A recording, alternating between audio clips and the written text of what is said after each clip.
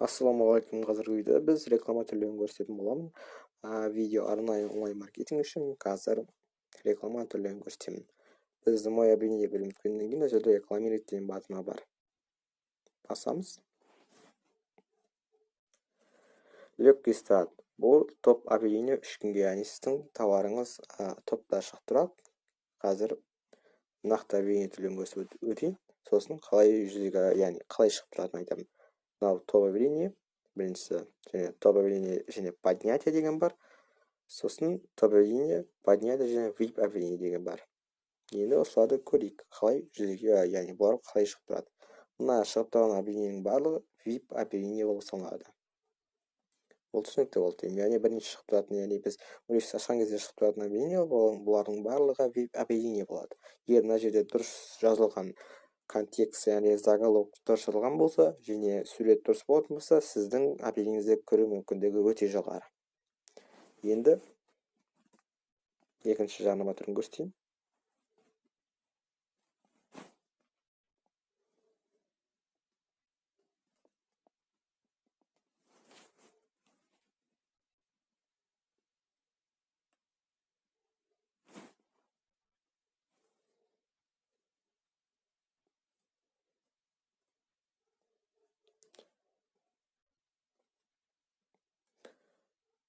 Міне мыналар топ деп тұр, яғни бұлар топта шығып тұрған объявлениялар болып салынады. Міне осылардың бәрі топтар. Мыналар топта салынбаған, бұл топта емес. Топқа салынған рекламалардың бәрі в топе белгіленіп тұрады өздері. Қазір қарап көрейік. Не деп жазған екен, мына жерде бағасын жазып өтіпті. 300 адам көріпті. Суреттері бар, жақсы, көзге татымды, бірақ шынайы сурет өкінішке орай жоқ деп ойлаймын. Жақсы, осы топ объявление. Ал егер осы топ объявлениеге бір тауарды бірнеше адам салуы мүмкін. Мысалы, көріп отырсаң, мына жерде 1, 2, 3, 4, 5, 6, 10 шақты адам бар. Осылардың объявлениесін барлық топқа салып қойды, олар бірақ қалай тұруы мүмкін. Басқа адам, бір адам топқа салды, мына жерде көріп отырсаңыз, мына жерде мен экранда 1, 2, 3, 4, 5 адамның топта тұрған рекламасын көріп тұрмын. Топта тұрған рекламасын сынағанда. Егер осылар поднятияны қосатын болса, жарнамасы жоғарыдан шығып тұрады. Егер поднятие бермейтін болса, оның тауары топта тұрғанмен астында шығып тұруы мүмкін. Мысалы, мына жерде топта деп тұр. Не осы жарнама жоғарыдан көрмедім осы жарнаманы. Осы егер поднятие деген рекламаны қоспайтын болса, бұл астынан түсіп кетуі мүмкін. Тіпті ол топта тұрған болса да, өйткені жерде көптеген рекламалар топта тұр. Және бұл рекламалар бірінші шығып тұрған себебі олар поднятие беріп отыр, яғни поднятие деген рекламаны қосып қойған. Түсіп кеткен өзіне, андай астынан түсіп кеткен өзіне олар бірден не қарсы шығып береді сразу. Бұл түсінікті болды деп ойлаймын. Қазір көрейін. Бұлар қаншалықты ақшасы тұрады екен.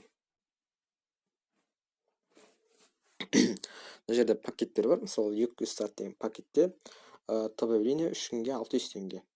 Быстрая продажа, ал бірінші пакет мынандай нелер көрсетейін. Услугаларды, мысалы, топ объявление 7 күнге 850 теңге екен. Ал поднятие 2100 теңге 7 күнге. VIP объявление 7 күнге 3300 теңге. Мына жерде біріктірілген пакеттері бар. Легкий старт, мысалы, 3 күнге аласың. Ал жерде 3 күнге жоқ, 7 күнге және 30 күнге бар. Ал жерде 3 күнге 600 теңге алсаң болады. Ал жерде 850 теңге екен. Быстрая продажа деген пакетте бұл топ объявление 7 күнге және 3 поднятие береді екен. Және турбо продажа деген бар. 3600 теңге топ объявление 30 күнге, 9 поднятие және VIP объявление 7 күнге. Біздің жерде топ объявление қойсақ болады. Егер сіздің тауарыңыз өте көп топта тұратын болса, жаңағыдай мешки из роз сияқты болатын болса, іздеп көресіздер. Егер топта көп тауарлар болатын болса, поднятие дегенді қосып қойасыздар. Егер тауарыңыз түскен сайын жоғарыға көтеріп отыратын болады осылай. Бұның бағасы менің тауар SMM продажіне байланысты услуги интернет болғаннан кейін бұл жерде 3000 теңге болады екен. 2950 теңге.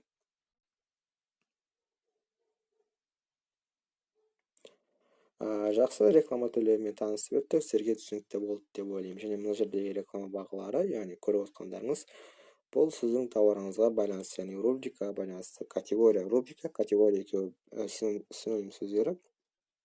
категорияга байланыштуу болатын болады.